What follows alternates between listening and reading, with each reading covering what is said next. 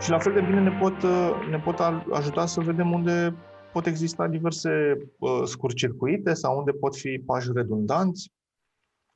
Putem să facem aceste diagrame de flux atunci când creăm un proiect nou, da, ceva de la zero, dar în același timp ne putem baza pe ei să înțelegem cum funcționează un sistem în prezent. Dacă avem ceva de îmbunătățit la el, facem această arborescență și vedem unde poate să apară o problemă sau pur și simplu care e logica din spate. Mai departe aș vrea să ne întoarcem la Miro. O să vă dau imediat și link-ul din nou, ca să-l aveți aici la îndemână. Dacă l-aveți deja, o să vă rog să intrați în el, dar cred că cel mai bine vi-l mai dau o dată.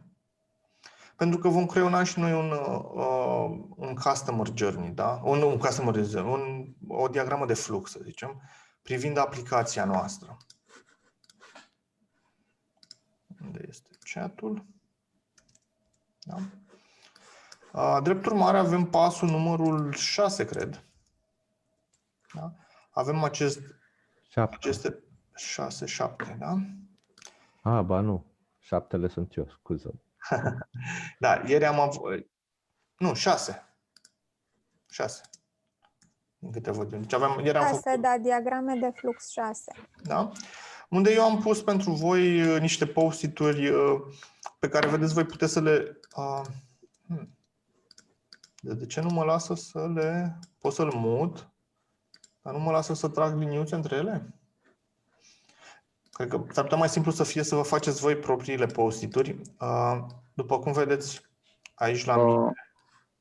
Deci facem diagrame de flux pentru platforma de e-learning, respectiv magazinul de cadouri. Da, o să luăm 1-2 scenarii mai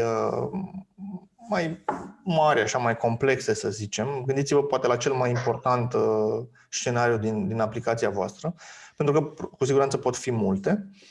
Și încercați să construiți această diagramă de flux, să vedeți ce se întâmplă în aplicație și care sunt pașii pe care îi ai de urmat. Nu știu, dacă ești înregistrat, dacă nu ești înregistrat, unde ajungi, într-un homepage, într-o listă, cum achiziționezi sau cum plătești.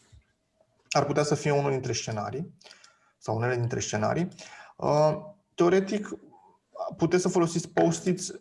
Ele, dacă dați click pe ele, au niște liniuțe, niște cerculețe, stânga, dreapta, sus, jos, și puteți să trageți o linie.